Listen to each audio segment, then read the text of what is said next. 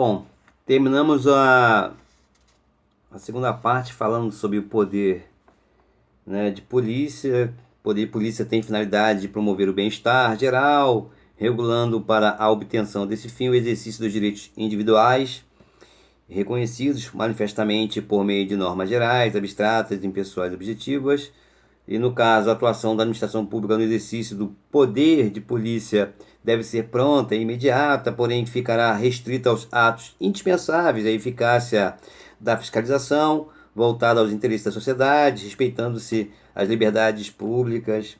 Claro, nunca vão deixar de esquecer que a pessoa, por exemplo, multada pela vigilância sanitária tem ampla defesa e contraditório. Em suma, o poder de polícia é o conjunto de atribuições concedidas à administração para disciplinar e restringir em favor dos interesses adequados, direitos e liberdades individuais. Como vimos, o poder de polícia sofre as limitações constitucionais decorrentes dos direitos e garantias individuais, acabei de falar, ampla defesa e contraditório, pois como toda ação da administração está submetida ao princípio da legalidade e o controle jurisdicional, o poder de polícia só deve, até porque o poder judiciário tem que ver se a administração, na sua atuação, não comete nenhum abuso de poder, né?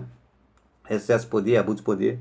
Tá? O poder de polícia só deve ser adotado para evitar ameaças reais ou prováveis que perturbem o interesse público. Bom, vamos falar agora sobre o administrador público, tá? Todo administrador, autoridade pública também, todo administrador precisa ter o dever de eficiência, o dever de prestar contas e o poder dever de agir, pois o administrador público, autoridade administrativa, não pode deixar de agir no exercício de suas funções, ou seja, não pode se omitir.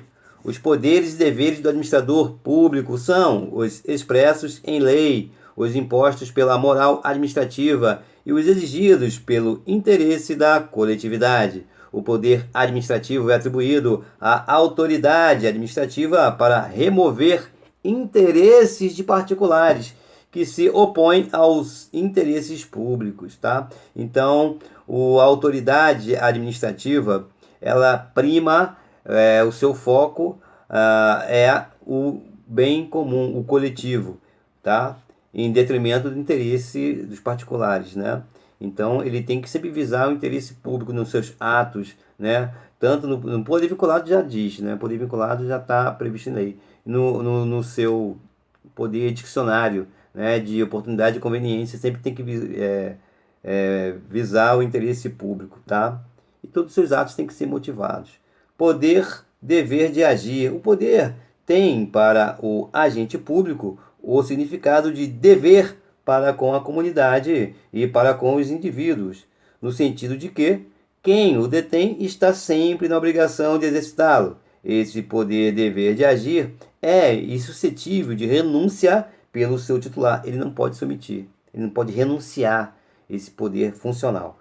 Pode-se dizer que, para o particular, o poder de agir é uma faculdade, pode agir ou não. Mas, para o administrador público, a autoridade pública, a autoridade administrativa, é uma obrigação de atuar desde que se apresente o ensejo de exercitá-la em benefício da comunidade. Daí, porque a omissão da autoridade ou o silêncio da administração, quando deva agir ou manifestar-se, gera responsabilidade para o agente omisso e autoriza a obtenção do ato omitido por via judicial, notadamente por mandado de segurança, se lesivo de direito líquido e certo por parte do interessado.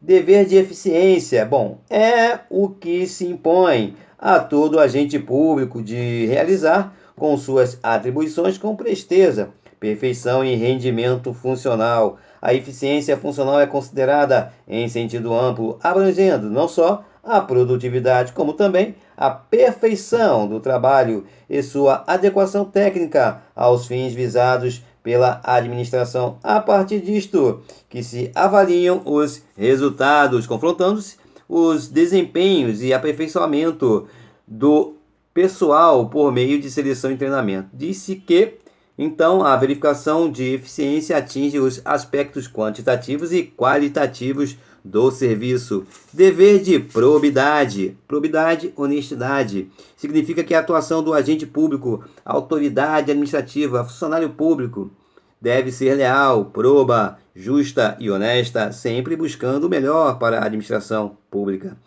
Está constitucionalmente integrado na conduta do administrador público, autoridade administrativa, como elemento necessário à legitimidade de seus atos. Assim, o ato administrativo praticado com lesão aos bens e interesses públicos também fica sujeito à invalidação pela própria administração ou pela própria administração autotutela, de rever seus atos, ou pelo Poder Judiciário, por vício de improbidade, que é uma ilegitimidade, como as demais que nulificam a conduta do administrador público. Improbidade administrativa, segundo a Lei 8.429, de 92, são, abre aspas, atos desonestos, imorais e ilegais que importam enriquecimento ilícito, artigo 9º, que causem prejuízo ao erário, artigo 10º, e atentem contra os princípios da administração pública, artigo 11, Lei 8.429 de 92.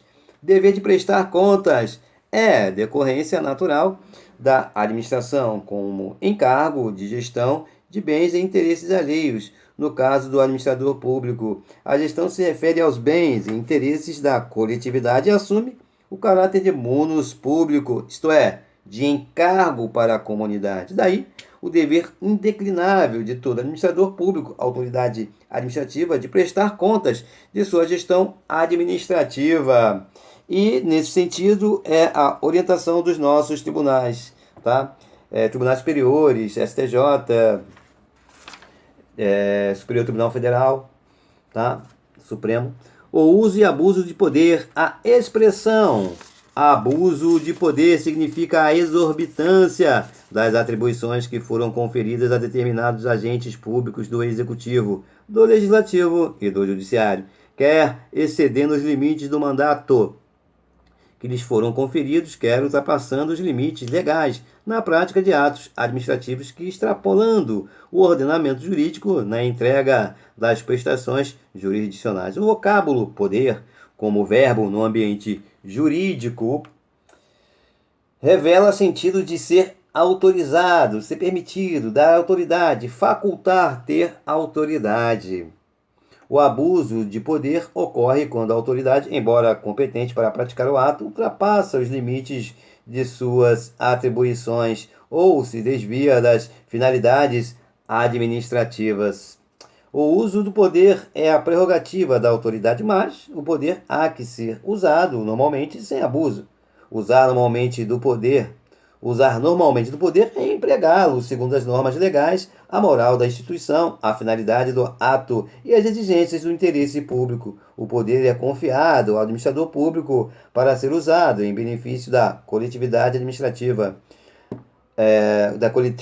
administrada pelo poder administrativo, mas usado nos justos limites que o bem-estar social exige. O abuso do poder pode levar ao excesso de poder, incompetência, quando a autoridade, por culpa ou dolo, atua fora dos limites da sua competência, fora do que a lei prevê, fora do que a lei permite. Por exemplo, o secretário de Educação faz ato normativo sobre assunto privativo da Secretaria de Fazenda, ou ao desvio de poder, desvio de finalidade, quando a autoridade, embora competente e atuando nos limites da sua competência, pratica o ato por motivo ou com fins diversos dos objetivados pela lei ou exigidos pelo interesse público, assim como desapropriando terreno para fazer escola pública, quando na verdade é para se vingar de inimigo político, dono do terreno. O abuso de poder ocorre quando a autoridade, embora competente para praticar o ato, ultrapassa os limites de suas atribuições ou se desvia das finalidades administrativas. O abuso de poder é sempre uma ilegalidade que invalida o ato que contém. O abuso de poder pode tanto revestir a forma comissiva como a omissiva, porque ambas são capazes de afrontar a lei e causar lesão a direito individual do administrado. Assim, o uso e abuso do poder é prerrogativa da autoridade, mas há que ser usado normalmente sem abuso. O abuso de poder ocorre quando a autoridade, embora competente para praticar o ato, ultrapassa os limites de suas atribuições ou se desvia das finalidades administrativas. Excesso de poder é a ação do agente público fora dos limites de sua competência, invadindo a competência de outros agentes ou praticando atividades que a lei não lhe conferiu. Ou seja, ocorre quando a autoridade, excesso de poder, embora competente para praticar o ato, vai além do permitido e exorbita no uso de suas faculdades administrativas. O excesso de poder torna o ato arbitrário, ilícito e nulo. Essa conduta abusiva tanto se caracteriza pelo descumprimento frontal da lei, quando a autoridade age claramente além de sua competência, como também quando ela contorna dissimuladamente as limitações da lei para arrogar-se poderes que não lhe são atribuídos legalmente. A autoridade, no uso dos seus poderes, deve seguir os princípios administrativos que são divididos em expressos, explícitos, constitucionais do direito administrativo previstos na Constituição Federal, em seu artigo 37 caput. Vamos a ele. Abre aspas, a administração pública, direta e indireta, de qualquer dos poderes da União, dos Estados, do Distrito Federal e dos municípios, obedecerá aos princípios da legalidade, impessoalidade, moralidade, publicidade e eficiência. Tá?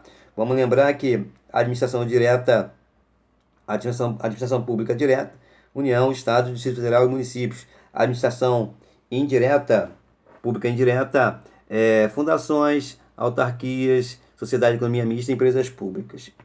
E princípios reconhecidos, implícitos do direito administrativo, como da finalidade pública, da supremacia, ou seja, preponderância do interesse público sobre o interesse privado, da indisponibilidade do interesse público, da autotutela, da continuidade do serviço público, da razoabilidade, da proporcionalidade, da motivação, princípio da reserva legal, da especialidade, controle finalístico ou tutela administrativa, da segurança jurídica, da motivação, da boa-fé, do devido processo legal, da ampla defesa, do contraditório, da inafastabilidade do Poder Judiciário e outros. Bom, vamos falar agora do desvio de finalidade, ok?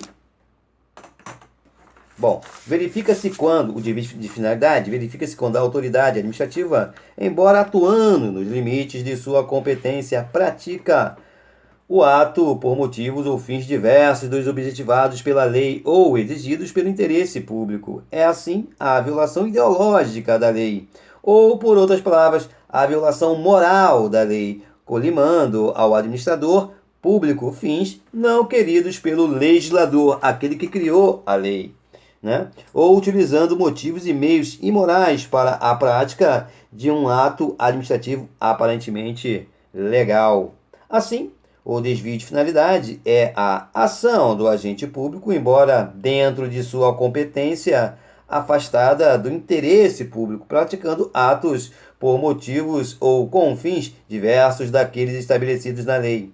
Omissão da administração pública pode representar aprovação ou rejeição da pretensão do administrado, tudo dependendo do que dispuser a norma pertinente. O silêncio não é ato administrativo, é conduta omissiva da administração que, quando ofende direitos individuais ou coletivos dos administrados ou dos seus servidores, se sujeita à correção judicial e à reparação decorrente de sua inércia. Então, a inércia da administração, retardando ato ou fato que deva praticar, é abuso de poder que enseja correção judicial e indenização ao prejudicado.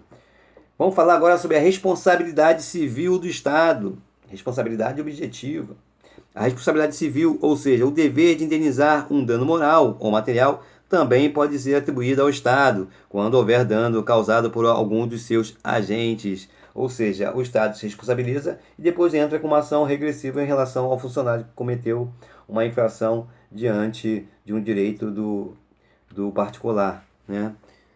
De um cidadão. Bom, a responsabilidade do Estado é a obrigação atribuída ao poder público para ressarcir os danos causados, né, a terceiros pelos seus agentes públicos, quando no exercício de suas atribuições, como exemplo, o policial que não estava em serviço, mas atira para impedir um assalto e acaba atingindo um terceiro, agiu na qualidade de agente público. Abre aspas. As pessoas jurídicas de direito público e as de direito privado, prestadores de serviços públicos, responderão pelos danos que seus agentes, nessa qualidade, causarem a terceiros, assegurado o direito de regresso contra o responsável nos casos do dolo ou culpa. Ele quer dizer, artigo 37, parágrafo 6º, quer dizer o seguinte: o Estado, a administração pública, responde objetivamente, né, independente de dolo ou culpa.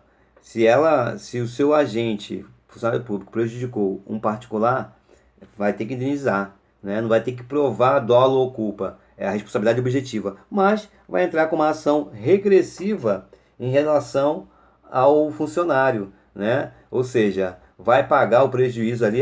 Um carro do TRT bateu no carro de um particular, por exemplo, Tribunal Regional do Trabalho. Bom, o Tribunal Regional do Trabalho vai objetivamente indenizar o carro do particular, claro. Há um avanço de sinal, ou seja, o carro do TRT estava ele que cometeu a infração. Avançou o sinal e bateu no carro de particular, por exemplo. O TRT vai pagar completamente o prejuízo causado, vai responder objetivamente, ou seja, não vai, já foi comprovado ali o avanço de sinal, né, tal. E vai fazer o seguinte, vai entrar com uma ação regressiva em relação ao funcionário do TRT, o motorista, que realmente se excedeu no volante, foi provado que ele realmente avançou o sinal, enfim. E vai descontar do seu salário ali, a ação regressiva, né?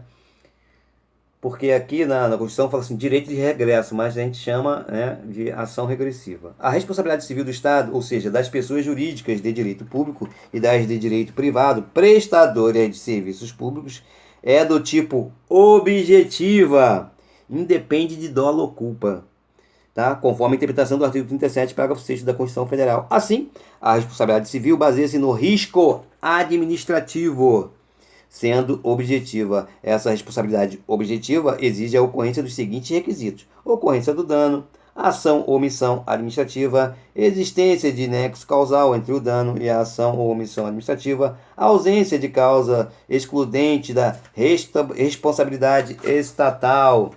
A teoria do risco administrativo fez surgir a responsabilidade objetiva do Estado, segundo o qual o dano sofrido pelo indivíduo deve ser visualizado como consequência do funcionamento do serviço público, não importando se esse funcionário foi bom ou ruim.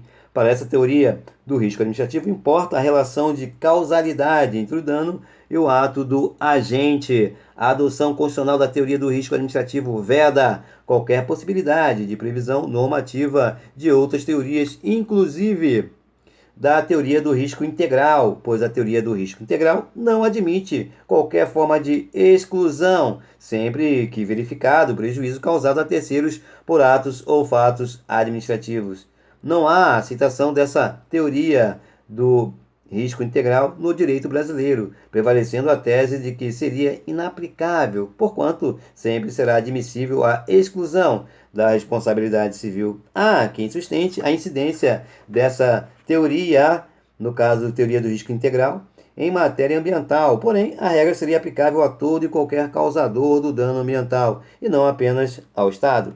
Exclusão da responsabilidade objetiva do Estado se dá por danos causados por terceiros, por exemplo, furto de veículo estacionado em via pública, mesmo em área reservada, desde que não concorra a ação ou omissão do Estado.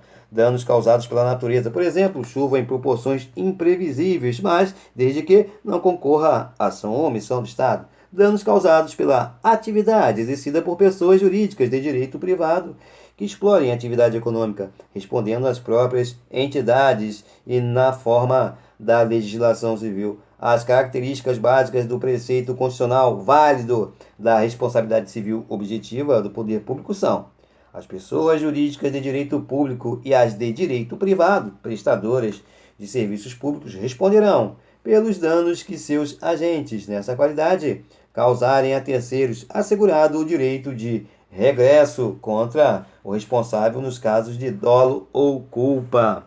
A obrigação de reparar danos patrimoniais decorre da responsabilidade civil objetiva. Se o Estado, por suas pessoas jurídicas de direito público ou pelas de direito privado, prestadoras de serviços públicos, causar danos ou prejuízos aos indivíduos, deve reparar esses danos, indenizando-os independentemente de ter agido com dolo ou culpa. Os requisitos configuradores da responsabilidade civil do Estado são: ocorrência do dano, nexo causal, a ação ou omissão do agente público ou prestador de serviço público, a oficialidade da conduta lesiva, inexistência de causa excludente de responsabilidade civil do Estado. No direito brasileiro, a responsabilidade civil do Estado é objetiva com base no risco administrativo, que, ao contrário do risco integral, admite abrandamentos. Ou seja, a do risco integral admite ser abrandados os atos. O risco administrativo não, é rigorosa. Assim, a responsabilidade do Estado pode ser afastada no caso de força maior, caso fortuito, ou ainda se comprovada a culpa exclusiva da vítima. Havendo culpa exclusiva da vítima, ficará excluída a responsabilidade do Estado, mas se a culpa for concorrente, a responsabilidade civil do Estado deverá ser mitigada. Culpa for concorrente, vítima e o Estado concorreram para o acidente, enfim, no caso do exemplo do trânsito que eu dei. A responsabilidade civil do Estado não se confunde com a responsabilidade civil, criminal e administrativa dos agentes públicos, por tratar-se de instâncias independentes. Bom, a responsabilidade civil do Estado não se confunde com a responsabilidade criminal ou administrativa. Assim, a absolvição do servidor no juízo criminal não afastará a responsabilidade civil do Estado, se não ficar comprovada a culpa exclusiva da vítima. A indenização do dano deve abranger o que a vítima efetivamente perdeu, ou que despendeu, o que deixou de ganhar em consequência direta e imediata do ato lesivo do poder público. Ou seja, deverá ser indenizada nos danos emergentes e nos lucros cessantes, bem como honorários advocatícios, correção monetária e juros de mora, se houver atraso de pagamento. Além disso, nos termos do artigo 5º, inciso 5 da Constituição da República Federativa do Brasil, será possível a indenização por danos morais, desde que haja violação aos bens imateriais da pessoa, como dignidade, honra, imagem, etc. A Constituição da República Federativa do Brasil prevê ação regressiva contra o responsável nos casos de dolo ou culpa. Ou seja, a ação regressiva é contra o funcionário que cometeu a infração, enfim, cometeu o erro, né? Podemos concluir em relação à responsabilidade civil do Estado que, quando um particular causa um dano, ele só será obrigado a indenizar se for comprovada a culpa em sentido amplo, ou seja, com dolo ou culpa, ou seja, subjetivamente, e em sentido estrito, com imprudência, negligência ou imperícia, tá? Essa é a responsabilidade subjetiva. Agora, quando o dano é causado por um agente público no exercício de sua função pública, o dever de indenizar do Estado nasce mesmo que o agente não tenha agido com culpa, ou seja, independentemente de imprudência, negligência ou imperícia, ou culpa em sentido estrito ou dolo. Mas, se o agente tem agido com culpa, caberá ao Estado ingressar com uma ação judicial denominada ação regressiva ou de regresso, na qual o Estado pode cobrar do agente público gerador do dano o que efetivamente pagou para a vítima, se provar a culpa deste. Havendo o dano e o nexo causal entre a ação e o resultado, o Estado deve pagar. Se houver culpa exclusiva da vítima, o Estado não será obrigado a indenizar o dano. Isso ocorre porque, em nosso país, adota-se a teoria do risco administrativo, ok? E não a teoria do risco integral. A teoria que prepondera atualmente é a do risco administrativo, que também é conhecida como teoria da responsabilidade patrimonial objetiva do Estado, ou teoria objetiva, onde é necessária a ocorrência de 4 elementos para que nasça o direito de indenizar pelo Estado, como vimos anteriormente, né? Existência do dano, ação ou omissão do Estado, nexo causal e ausência de excludente da responsabilidade. Essas causas excludentes da responsabilidade do Estado significam fatos que podem retirar a responsabilidade civil objetiva, como, por exemplo, o caso fortuito, a força maior e a culpa exclusiva da vítima. Podemos citar como exemplo o caso de um motorista do Ministério da Fazenda que dirige bêbado e bate no carro de uma empresa que estava estacionado.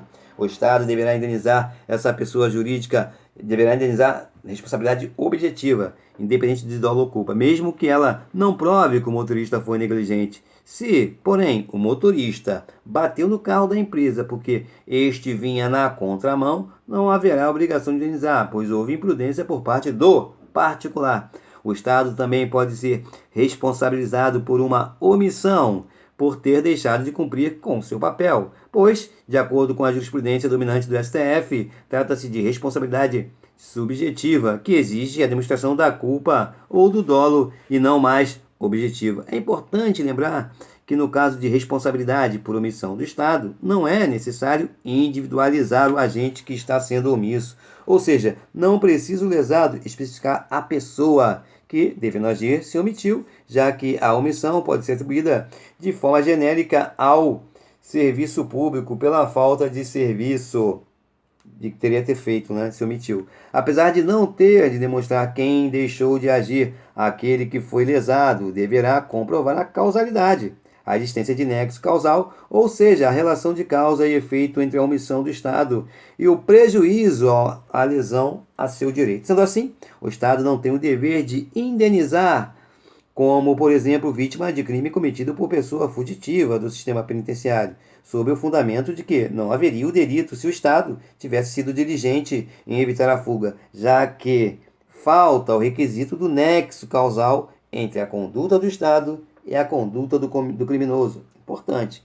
Como vimos, o agente público ficará sujeito, além da responsabilidade civil, também responsabilidade criminal e administrativa.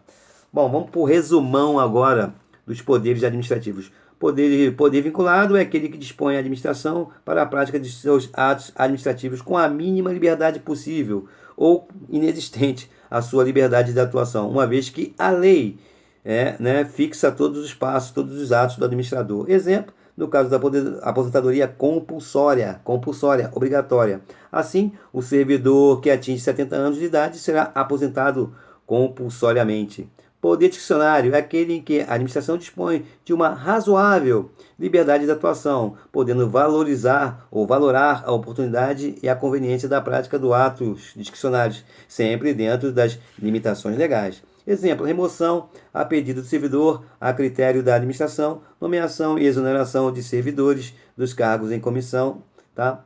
Poder disciplinar decorre do poder hierárquico, consiste na prerrogativa conferida à administração de punir seus servidores, bem como de aplicar a sanção aos particulares vinculados a ela, por meio de ato ou contrato. Exemplo, aplicação de sanções ao contrato pela inexecução total ou parcial dos contratos, está lá na Lei 8.666, artigo 87. Poder hierárquico é a prerrogativa conferida ao superior hierárquico de coordenar, controlar e revisar atos dos subordinados, bem como o poder de delegar e avocar competência. É aquela autotutela, autoexecutoriedade, né?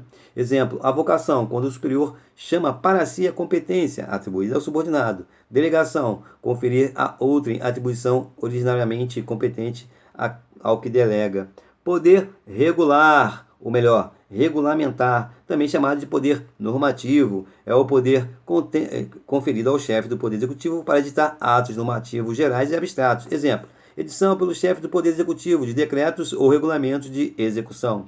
Finalizando, o poder de polícia é a atividade do Estado consistente em limitar o exercício dos direitos individuais e em benefício da coletividade.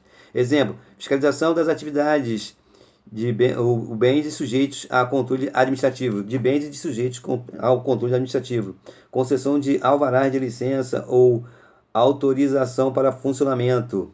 Ok? Terminamos assim poderes administrativos.